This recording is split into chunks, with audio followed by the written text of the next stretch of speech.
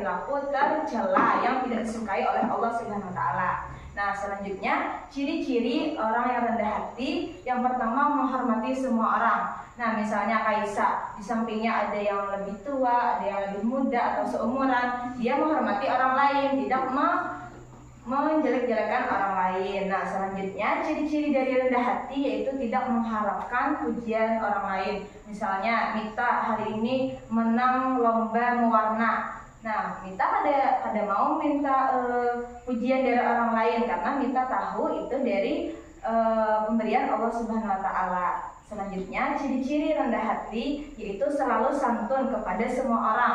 Nah, misalnya Wida di jalan ketemu temannya, disapa Wida lah temannya, disapa dirawat temannya, ya tersenyum ketika bertemu atau berpapasan dengan temannya. Itu juga menjadi ciri-ciri dari rendah hati. Selanjutnya, ciri rendah hati yang keempat itu tidak pernah membanggakan diri. Misalnya berhentian juara 1, ada yang juara 2, ada yang juara 3, kada sombong kepada teman-temannya yang berada di peringkat di bawah. Nah, jadi sudah paham sampai sini tentang rendah hati? Paham. Baik. Selanjutnya kita masuk ke pembahasan yang ketiga, yaitu tentang adab bersin. Siapa di sini pernah bersin atau wahin? Bahasa kita wahin.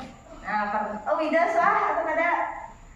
Oh belum suah Wida. Nah, jadi wahin itu apa ya? Siapa tahu wahin atau bersin?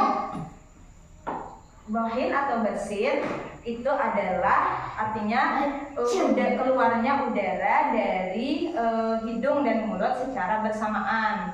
Jadi siapa yang tahu kapan biasanya kita bersin atau wahin itu?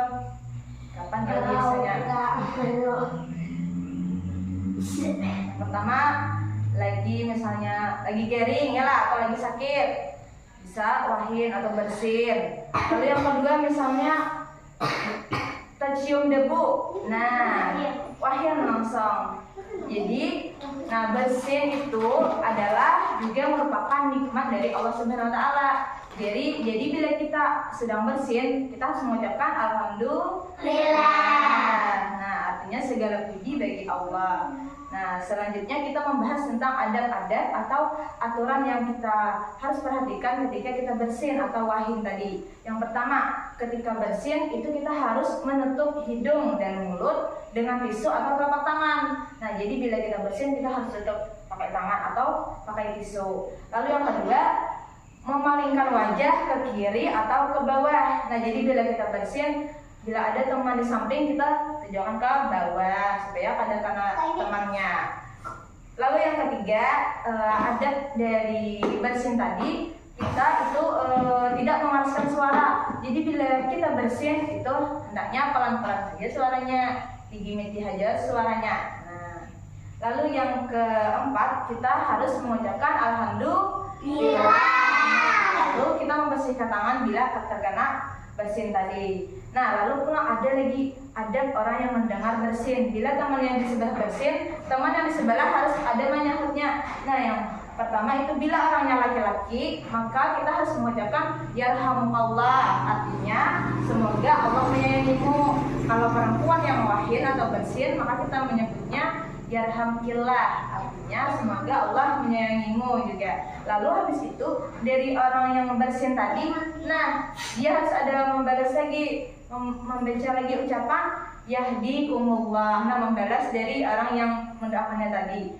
Artinya yahdikumullah itu semoga Allah memberimu petunjuk. Nah, sampai di sini sudah paham? Paham. Ada tentang bersin ya. Selanjutnya, nah kalau sudah paham kita masuk ke pembahasan yang terakhir yaitu adab menguap. Siapa di sini yang tahu arti menguap apa? Menguap. Siapa tahu kapan kita menguap itu biasanya? Ya betul, pas mengantuk. Siapa lagi? Kapan lagi ya? Bangun tidur. Iya, bangun tidur. Pas bangun tidur. Ya bisa. Atau pas kita lagi capek atau lagi lelah, lapar, atau juga bisa pas kita kekenyangan, nah menguap mau tidur.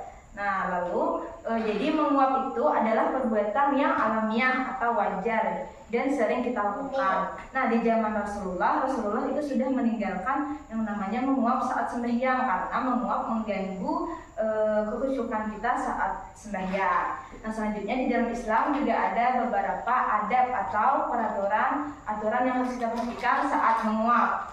Yang pertama, nah, bila kita menguap, kita harus menutup mulut dengan tangan. Nah, bila menguap supaya setan tidak masuk ke dalam mulut kita. Lalu yang kedua, tidak mengeluarkan suara. Kita biasanya menguap. Jadi kita jangan mengeluarkan suara yang nyaring. Jadi kita harus pelankan suaranya. Lalu yang keempat, kita harus berusaha menahan menguap tadi supaya kita tadi bisa menahannya. Lalu selanjutnya, kemudian sudah paham?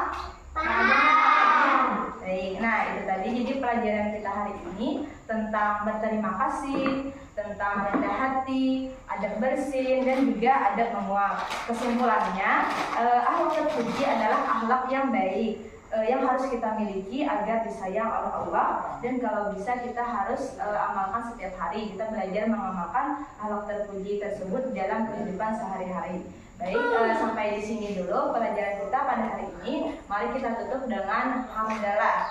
Alhamdulillah. Semoga kita bisa berjumpa lagi di minggu depan dengan materi akhlak tercela. Jadi ulana ibu akhiri di sini dengan wassalamualaikum warahmatullahi wabarakatuh. Waalaikumsalam.